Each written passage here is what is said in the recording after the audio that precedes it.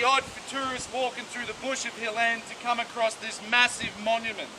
This is the Tambaroora Dam, built back in 1936 by about 50 grizzly, really tough blokes. It was built to support a water treatment plant for gold recovery, of course. Today, however, it's used as a paradise for four-wheel drivers, for anyone that wants to explore, and of course, you know what we're here for, gold. We're going to go do up some pans, see if we get some colour today, guys, and get some footage of the dam. Hope you guys enjoy.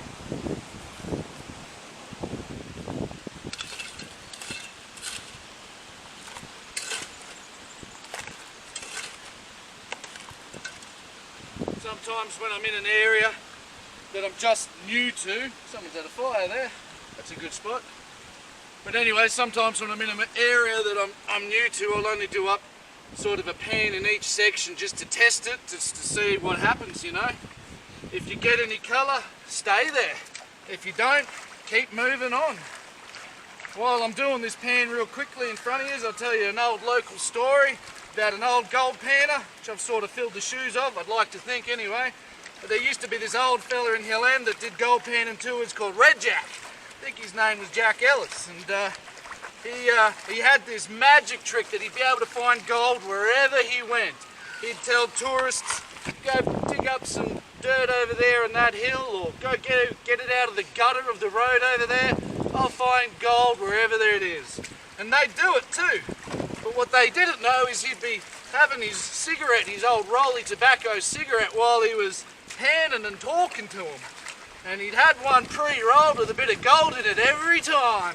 And while he was talking and panning, he'd be ashing into the gold pan. And of course, those who know gold, it's super heavy, you know. So by the time he'd finish his pan, he'd always have a bit of colour. And I think he'd always scam a beer out of him. Anyway, I've just about finished this pan now, so we'll see if there's any colour in it. And if there is, we'll raid that little section there that everyone's been walking over. And if it isn't, then we'll go further down the creek or further up the creek, whatever looks best, you know. When you're in an area like this, and I'll explain in another episode, you just want to be digging where you think the heavy things in the creek are going to fall. Anyway, let's see if we've got a bit of Red Jack's luck with us today, would be good. This is about my second pan here. I haven't got anything yet, so while we've been fooling around, I've been digging around, and there's a bit of colour in here this time, which is quite relieving. There's a nice little spread of colour here. Beautiful. Sweet. Under Henry's direction, look at that. See, all that's rolled and washed away, but there's that solidity at the top. That nice yellow metal. I'll bring it on over and I'll take a photo of it directly. I've even got a $2. It's only a little bit, but it's a bit to get us started. Where's my $2 coin? There it is. Hallelujah. Let's get us going. We might as well stay here, eh? Got the luck of Red Jack with us today.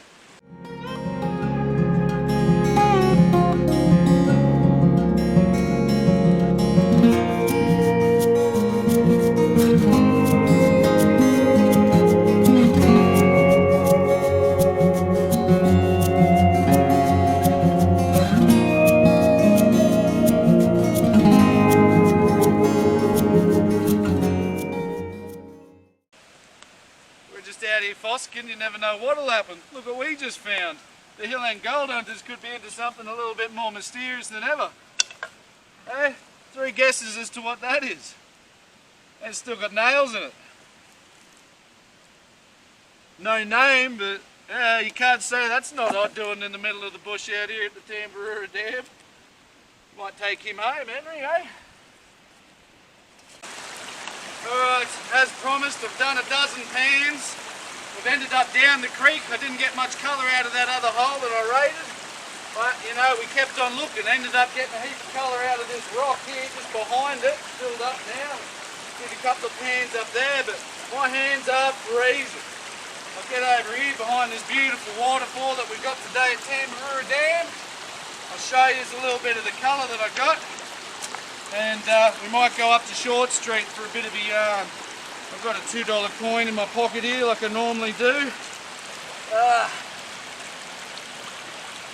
And I'll even see if I can do this with the camera.